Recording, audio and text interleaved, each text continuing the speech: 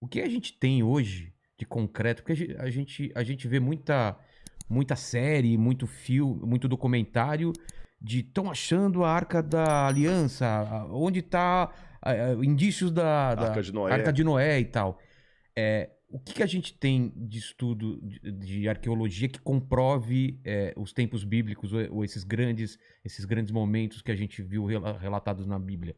Porque tem uma linha tem pessoas que acham que é tudo metáfora, é tudo histórias que significam outra coisa, e tem uma linha que fala, não, muito daquelas coisas realmente aconteceram. As pragas do Egito, o dilúvio, e tem gente procurando essas evidências. Em que pé que a gente tá? Bom, vamos separar algumas coisas aqui na mesa. Tá. Em primeiro lugar, existe a arqueologia séria, que é aquela que tem formação acadêmica, tem congressos, tem acadêmicos, tem trabalho científico, trabalho de campo, e tem aquela arqueologia de almanaque, daquele camarada que é dentista, você tá entendendo? O auxiliar de não sei lá o quê. Vai atrás de teorias da e vai atrás da conspiração. teoria da conspiração e volta lá. E aí fala que encontrou a Arca de Noé. Existem 42 supostos achados da Arca de Noé. 42. Você tá entendendo? Ah, mas que tem uma mancha. Olha, gente, desculpa. Aí que é a diferença entre ser crente e ser crédulo. Você tá entendendo? Aí que tem a diferença entre ser crente e ser crédulo. Eu sou crente, não sou crédulo. Aí o camarada me mostra uma fotografia de péssima qualidade, com uma borra preta no meio lá da neve, lá na Turquia, entre a Turquia e a Armênia, lá nos montes lá. Olha, tá vendo aqui, olha? É no formato formato da arca. E o cara vem com um desenzinho de computador, ainda faz assim, pô, cara, tá aqui debaixo da neve. Você foi lá? Não, Não. mas... Ou então aquelas histórias assim, porque um cara da NASA descobriu. Então, olha, vamos varrer tudo isso pro lixo. Por exemplo, o que eu já escutei, não sei se é verdade, que a Arca da Aliança estaria sendo guardada na Etiópia em segredo. Pois é. Já ouviu essa história também, já na não, Etiópia? claro. Na verdade, o que tem de verdadeiro e falso em tudo isso? Tem 10% de verdade e 90% de falso. Ah, tem um pouco de verdade? O que é o ponto de verdade? Não em relação à arca propriamente dita, mas em relação a uma história que liga os etíopes aos judeus. Tá. Porque, de fato, existem exames até de DNA que comprovaram que há muitos etíopes que são judeus. São Descendentes da rainha de Sabá com Salomão. Tanto é que o Estado de Israel reconhece esses etíopes e dá cidadania israelense para eles. Tem até um filme, eu estou tentando lembrar agora o nome, que a Mossad vai até recuperar alguns desses etíopes e levá-los, tirar do país, lá até entrou em Ruanda com o Idi Amin Dada, fazer uma negociação com ele, para recuperar esses etíopes e levar, porque eles estavam sendo ameaçados de morte, estavam sendo mortos por antissemitas, e levaram para Israel. E tem muito etíope lá, judeu de sangue etíope, negro, mais negro do que eu até, no exército lá, israelense e tudo mais. Então isso é verdade. Tá. Agora eu falei, isso é os 10%. Tá. 90% de erro. Aí começa agora uma longa lenda que o rei Salomão estava lá com a rainha de Sabá. Quando ela foi embora, ela tinha um filho com ele, e o rei Salomão resolveu dar de presente para o filho uma réplica da Arca da Aliança. Aí, só que o menininho era muito esperto, trocou a réplica pela original e levou a original para a Etiópia, onde ficou guardada. Só que isso tudo é fantasia, nós não temos nada a respeito disso. O que nós temos?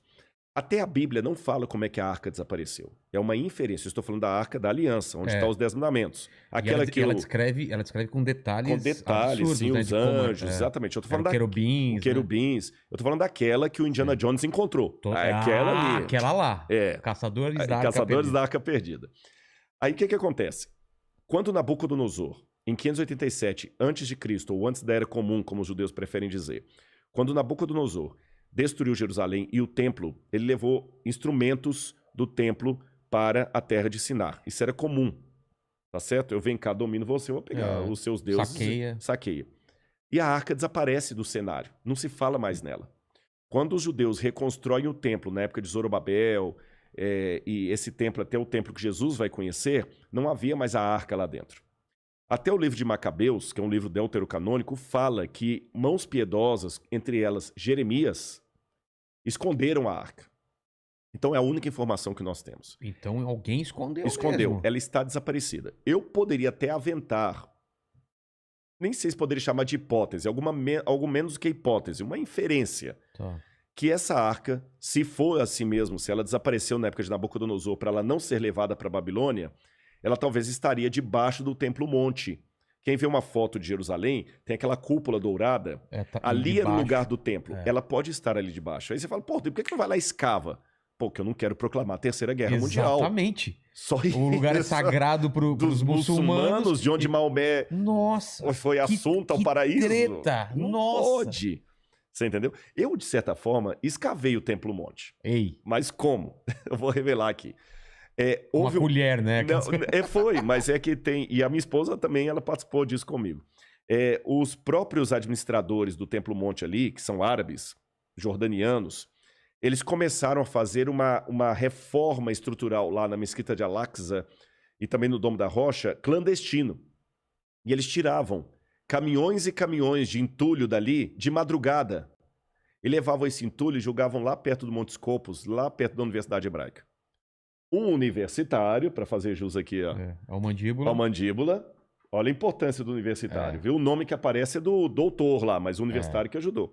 Ele passou, estudante de arqueologia, falou, pô, caramba, tá tirando de lá, jogando aqui. Conversou com Gabriel Barcai, que é um professor aposentado da Universidade Hebraica. O cara foi lá e falou, pô, já que eu não posso escavar lá, mas ninguém impede de peneirar aqui. Criou um sistema inédito, que a gente nunca tinha essa técnica de escavação, que é de peneiramento do entulho. E a gente encontrou muitas coisas ali, como, por exemplo, o azulejo do primeiro templo, etc. E foi assim que eu participei também, o Sifting Project, que eles chamam. Ainda está em curso ainda. Mas, até agora, nada da arca. Mas os árabes estão escavando, então? Não. Foi uma reforma. Uma reforma clandestina. Escavaram, mas não com fins arqueológicos. Ah, entendi. É como se você vá abrir uma vala aqui, tira a terra e joga lá. Pô, o Vilela não deixou escavar na casa dele, mas tirou a terra e na terra tinha selos, selo do rei Ezequias, encontraram muitas moedas romanas. Então, muita coisa foi encontrada. Mas, separando ainda naquela que eu falei, a arqueologia séria não tem nada a ver com esse sensacionalismo, tá bom? E para explicar, dar até alguns exemplos para você, eu tenho que fazer duas advertências aqui para todo mundo que está assistindo a gente. Em primeiro lugar, a pior estupidez que alguém pode falar, seja ele crente ou descrente, é falar a arqueologia comprova a Bíblia. Não é papel da arqueologia fazer isso. Por uma coisa muito simples, já iniciada por Francis Bacon e sistematizada por Stuart Mill. Método científico. Tá bom? O método científico, ele tem as suas delimitações e a sua objetividade. Eu não posso usar o mesmo método científico para objetivos diferentes. Por exemplo, o método científico usado para descobrir uma vacina para o Covid não é o mesmo método científico utilizado para poder descobrir qual material de construção civil é mais resistente à deteriorização. Não é o mesmo método científico que eu vou usar numa tese de doutorado em filosofia clássica. Tá certo? São métodos diferentes. Então, se eu estou estudando Freud e a psicanálise, eu vou usar um método. Se eu estou usando estruturas em construção de engenharia civil, é outro método. Se eu estou estudando parasitose, vou dar um exemplo, outro método. Um exemplo real. Quer que abra? Quero. Aqui vamos ver se eu vou conseguir. Não vai explodir isso aqui, assim, né? Abre assim, plaque. Plaque. Por exemplo, o Santo Sudário. Através de métodos científicos, você consegue comprovar a idade. Ele é da Idade Média, do século XII. Então não é... Não é da época de Jesus. Já foi provado que não foi é da... Foi provado, carbono 14. Santo Sudário, lá em Turim. Fui lá e fui enganado. Conseguiu ver? Porque eu não vi. Quando eu fui lá, ele tava fechado atrás de uma... ficava fechado, mas acreditei no que... O Santo Sudário não é... Já foi comprovado, então? Já, ele é do século XII. Ele é do século XII. Mas foi forjado? Forjado. E aquele que está ali no Santo Sudário, nem morto ele estava, porque o sangue está escorrendo. E quando o morto morre não tem, né? Morto fazer outra coisa, né? O sistema circulatório para de funcionar e o sangue não escorre. Ele está com a mão assim, está escorrendo. Então tem vários elementos ali que mostram. Então, o método científico é diferente do que você vai usar para... Você deu um exemplo bom aí, para datação, etc. Então, o que acontece? Por uma questão de método, eu não vou poder, pela arqueologia, provar, por exemplo, que Maria era virgem quando deu à luz a Jesus. Que Jesus ressuscitou. Isso é sandice. Você entendeu? É querer usar gasolina de avião para carro. Não funciona. Então não posso falar assim, a arqueologia comprova a Bíblia. Se alguém fala isso, ele não está sendo acadêmico. Mas vamos pensar assim, eu consigo entender um pouco mais do Jesus histórico. Bingo. Agora você colocou o dedo na questão. A arqueologia, ela me